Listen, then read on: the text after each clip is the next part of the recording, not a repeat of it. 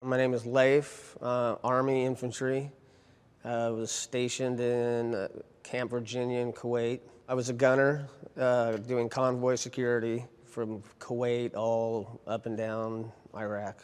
During an IED blast, the car, swerved and we hit a big pothole, and just the compression of all the weight just smashed my spine. So I ended up with 3 compression fractures, full tear in my ligament, and then kind of concussion syndrome. When I got home, I wasn't kept on orders.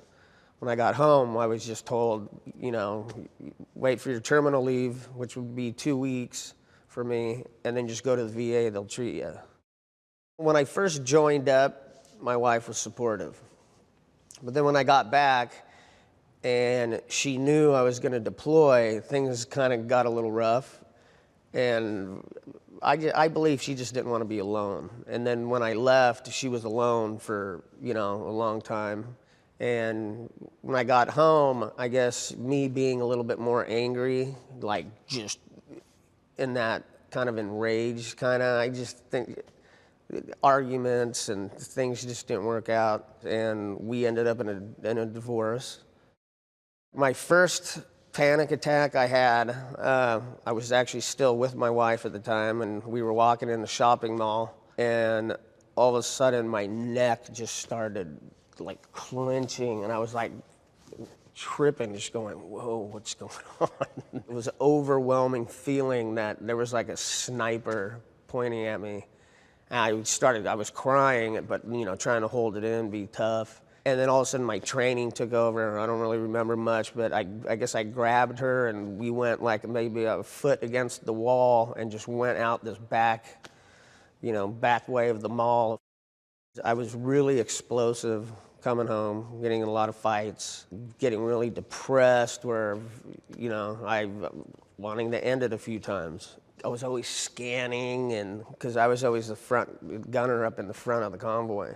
So always scanning on the freeway, and I'm driving 80 miles an hour because I want to get through the kill zone. I don't ever want to be driving slow. When my girlfriend drives, I'm constantly being the truck commander, go, go, go. And she gets kind of annoyed sometimes, but luckily she's very patient.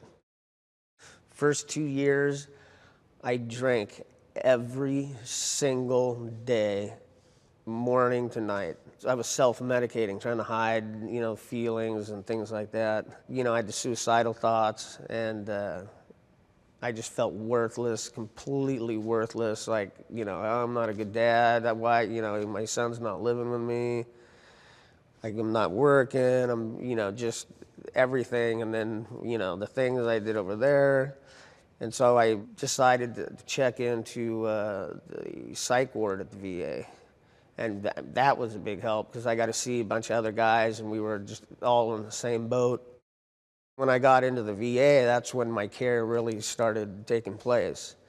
And like a lot of guys were scared to, go to the VA, or they just thought, oh, I'm less of a man, or nothing's really wrong with me, I don't need to go. But me, I really did have the problems, but then when going through, I learned the process, and it was real easy. You go to some warrior transition center, and they give you a caseworker, and then that caseworker books all your, office visits. You don't really have to do much. You just call them, and they did everything for me. At first, I felt stupid, embarrassed.